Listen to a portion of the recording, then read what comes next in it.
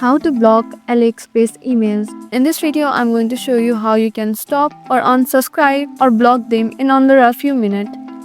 So let's get started with the video.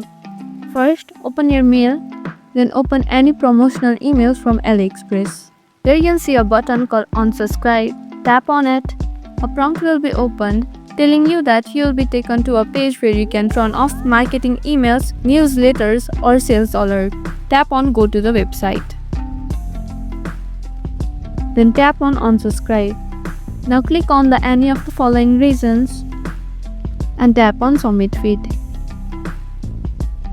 And that's it. That's how to block or unsubscribe AliExpress email. If you found this video helpful, don't forget to hit on that like and subscribe button and also hit on the notification bell icon so that you won't miss any of our upcoming videos. Happy shopping and I'll see you in the next video.